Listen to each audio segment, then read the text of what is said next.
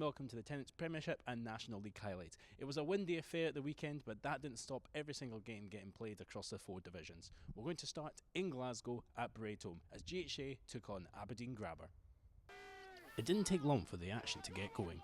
Max McFarlane crossed the line for the first score of the day, with only 2 minutes played on the clock. Aberdeen tried to get themselves back in the game, and Sam Knudson's penalty reduced the deficit. But GHA quickly responded. A quick counter-attack led to Charlie Lonergan scoring in the left corner.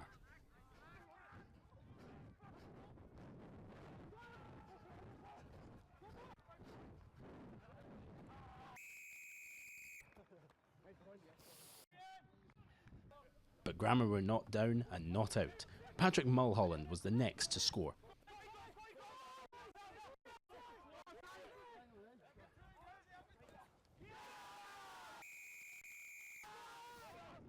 And Benjamin Renton added Aberdeen's second try of the game not long after.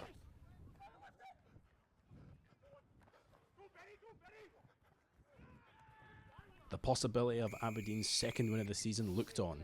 However, GHA, once again, were not going to be put down easily. A wind-disrupted pass from captain Jamie McCarthy fell into the hands once again of Max McFarlane, who ran into the corner for GHA's next try.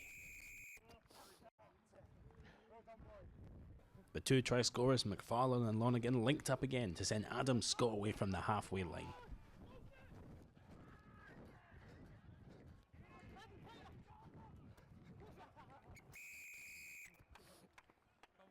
GHA secured the bonus point with a try once again from Lonergan.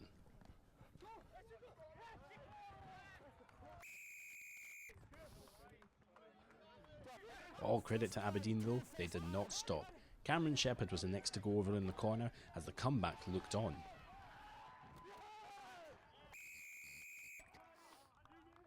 It was to be the host's day, however. Scott Derrick was the next to go over as they started to pull away from the Northerners.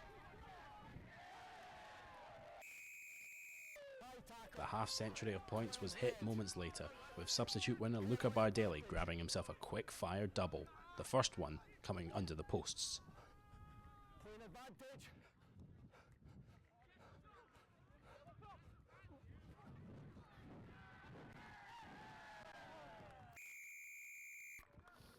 His second one scored in the corner.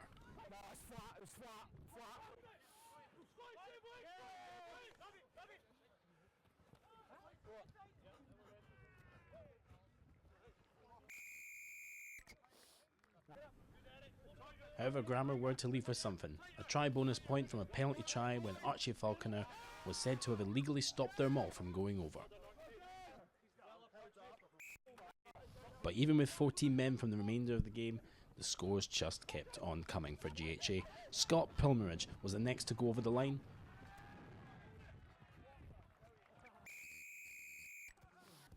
And Scott Derrick got his second try of the game with a superb solo effort, moving GHA up to 6th in the table and leaving Aberdeen all but looking at National 1 Rugby next year. There were 4 other matches this week in the Tennent's Premiership. Hawks got back to winning ways with a 2010 win over Selkirk at Philip Haugh. On a day where both teams braved the elements, it was all about the small margins. Selkirk's handling errors sometimes cost them, and Hawks went away with the victory. After a first half affected once again by the elements, Curry came into life in the second, scoring 6 tries as they beat Gent Forest 46-5 to make it 15 wins on the bounce this season. Hawick secured their playoff spot by defeating Musselburgh 36 points to 12 at Mansfield Park. After initially finding them hard to break down, Hawick managed to put 6 tries past the visitors, who themselves found it difficult to cross the line. Mar took one step closer to a home playoff tie as they defeated Edinburgh Accies by only just 5 points. After finding it hard to get going, Mar turned on the style in the last 20 minutes to underline their title credentials. Looking at the table, and the top 4 have all confirmed their playoff spots. Curry just need 1 more point to claim the top spots for the 2021-22 season. For Aberdeen Grammar, they need to get bonus points from the remaining 3 games in order to stay up, and hope that Selkirk don't pick up any more points in the remaining 2 games. They are one of 3 rescheduled fixtures a week on Saturday as they travel to Mansfield Park to take on Hawick. Elsewhere, GHA host Jed Forest and Musselburgh are at home to Glasgow Hawks. To Tennent's National 1 now, we're heading back to the capital, where it was a crucial game for Boroughmuir at Megaland as they hosted Ayr. Both teams were looking for their first win of 2022, and it was Ayr that got the first points of the match. John Fulton was found in space over on the far side to get the first try. Advantage offside, penalty advantage, 11 green offside.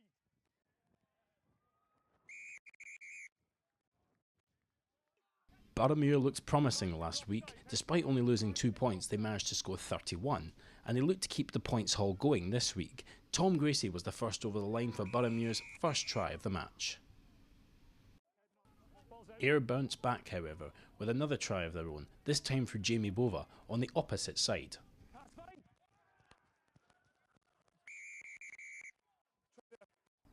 Despite it being a windy affair at Megaland, Boroughmuir opted for the posts. James King brought the score level through this penalty. And they turned up the style, running from their own 22 to get Gav Welsh's first try of the match and to take them into the lead going into half-time.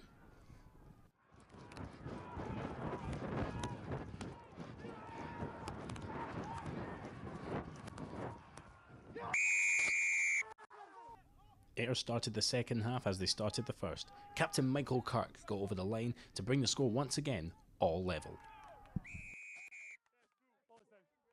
And once again they went back in the lead for their fourth try of the match, this time through substitute Ben Patterson, scoring just 8 minutes after coming onto the pitch.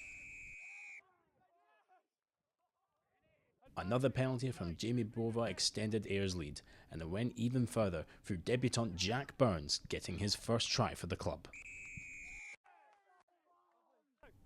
Boroughmuir looked completely out of it in the second half, but with their first real bout of possession, it went to Jack Robertson as they searched for a bonus point.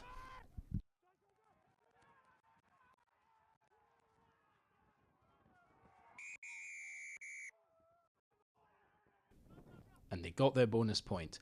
A kick through and Callum Marjoriebanks was the last to touchdown. He's onside.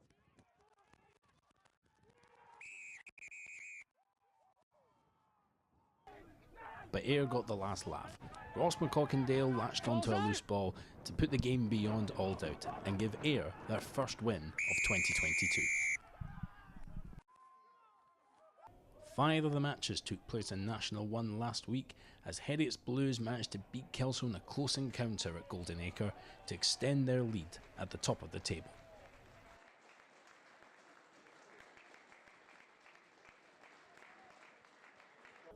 In what has been an up and down season for the hosts, Dundee got the win over Stirling Wolves to bring themselves up to 8th in the table.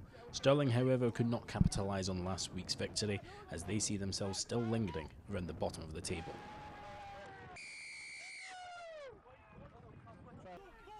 Melrose made it 2 wins from 2 in 2022, dispatching comfortably of Highland. It was an all-important win for the hosts as they start to climb further up the table and put pressure on their rivals around them. One of those close rivals is Gala, who put an end to Watsonian's undefeated streak in the year as they beat them 25-12 at Myerside.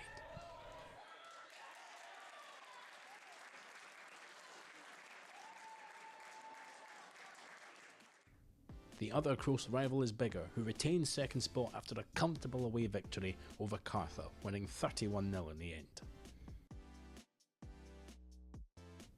Cartha themselves will be happy with their 3 games in hand as they still loom around the bottom of the table. However, at the top, it's close between Melrose, Gala, Biggar and Heriots Blues, with only 13 points separating and many games still to be played. There are only 2 rescheduled fixtures to be played over the next 2 weeks as Biggar take on Highland and Dundee take on Gala.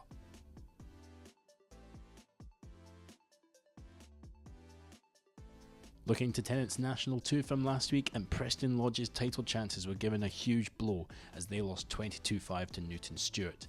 GHK, however, looked to solidify first place as they beat Stewart's Melville by 33 points to 17 to increase the gap now to 9 points.